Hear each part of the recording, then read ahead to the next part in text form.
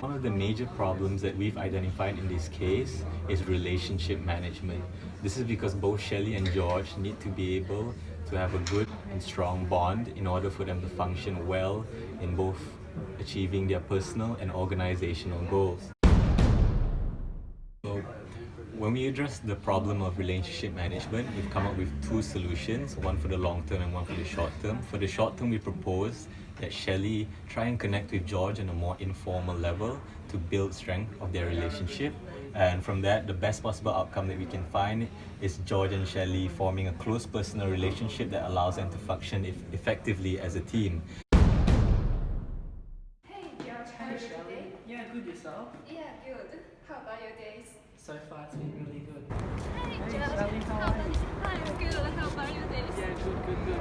How's your day going? Very busy? Yes, Have a good amount of time. For the long term, we suggest that Shelley get to know more about Retronics and what they're all about, what values they place, and what kind of organizational culture they have. From that, the best possible outcome that we can get is Shelley embraces and becomes accustomed to the organizational culture at Retronics and absorbs the values that her colleagues, including George, hold close. This leads her to become an effective worker.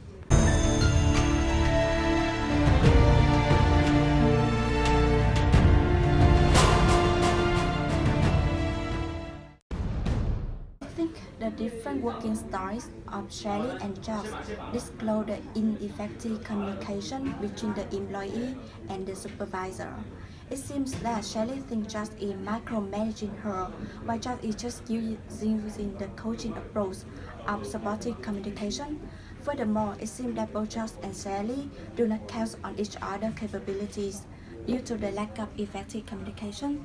Currently, the company is not achieving its revenue objectives. However, Shelley has not displayed much initiative to let George know about her ability to lead the marketing function into the achievement of the company's vision. Okay. So in the short term, Shelley should be more proactive to communicate with George about their different working styles to figure out a way to work together better. In that way, Shelley can regain the right to make decisions on her own work. And in the long term, Shelley should openly discuss the marketing plan with George to agree on the direction to develop and to prove her capabilities to George.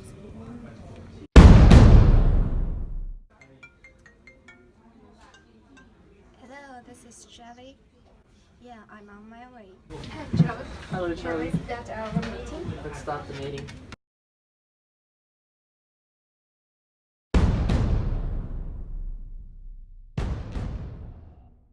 We think that Shailia is currently going through a fixed mindset within her.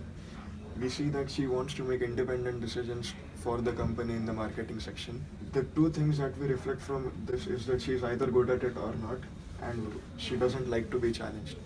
This doesn't work in a corporate setting. She should instead adopt a growth mindset within her, where she should learn anything that the company expects her to learn. And she needs to challenge herself. If someone is giving her any criticism or feedback, she should take it positively. For the long term, we've come up with this immunity to change framework.